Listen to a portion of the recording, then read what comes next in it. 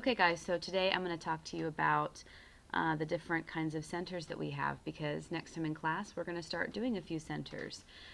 So what you see in front of you is the writing center. When I tell your group that you're going to go to the writing center, there's a couple things you can do. So you can choose to work on a piece that we've already started. Like for example, we started the lessons learned short story.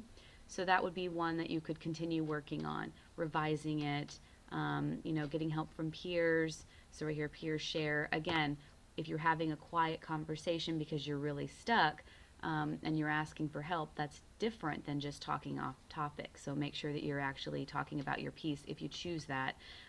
Editing, and then publishing. Now, we're not anywhere near that for right now, but I just want you to know what you can do when you're in the writing center. Also, if you finished your first piece, there are other pieces that you need to do. Remember that we're going to be writing anywhere between 2 to 4 pieces every 6 weeks. So just because you've finished one doesn't mean that you're completely done. You can choose another prompt. And then also, you can also do other fun writing ideas. So if you finish all of your prompts, or maybe you're having a day where you're feeling really inspired to write in a different way, you could choose to write, another short story, poetry, a song. If you have a blog or you want to start a blog, you could pre-write for that. And then extra credit opportunities like writing a scholarship or grant. And we can talk more about that as we get more involved in the writing center. But for right now, this is just some of the things that you can do there. Now you can also work on your short story writing packet. This is the first thing that I passed out to you. You won't have this every time we write a short story, but for now we're going to use it. And so we've already gone through the prompt page, and we've chosen the one about a life lesson. And if you had me in class, then we did this pre-writing where you wrote in here, lesson learned, and you had 4 different ideas that you could write a story about with that.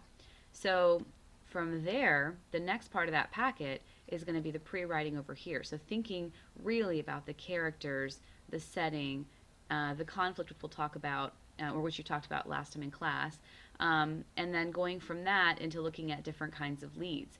So there's a couple of different kinds of leads. Beginning a story in the middle of a conversation is one that's also in your packet, so I don't have to show you too much here. Beginning with a description. I'm giving you a couple of different hook ideas here, and these are actually, if you look in the writing center, there's a board that says literary writing, and it's green, and it's got toward the bottom little envelopes, and one of them says hook ideas, and so these are all cut out and they're in there, and one says ending ideas when you get there as well. So just so you know, there are some things there, looking on the wall, or asking someone around you, looking through your packet, and then also asking me. Those are some things you can do in writing. So you can see that in the writing center, you're going to be very busy.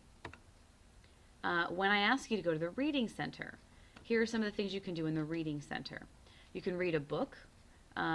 If you have a lit circle book, meaning you've got a book with a group of people and y'all are all there together, then you can read aloud to a partner. That doesn't mean read loud, it means read aloud. So kind of keep that in mind. There's going to be other people doing other things in centers, and we want to make sure that they're able to still do their work and not be distracted. And then there are a couple opportunities for audio books. Right now I have books on tape. But I would like to get some more audiobooks as well. And then there's also opportunities on your cell phone where you can download an audiobook and use your headphones, but I have to be there present for that so I can make sure that it's actually an audiobook. It's not music. That's very different. While you're there, if you get stuck, you can look up words you don't know. I have reading strategies on the wall, so things you can do like reread, asking a peer.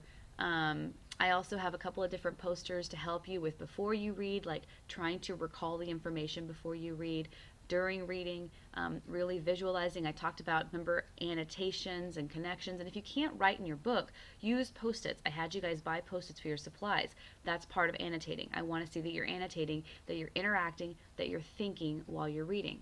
And then after, there's all kinds of things you can do as well. So this is the kind of the during, but then connections and taking notes, working on your reading response question or your project.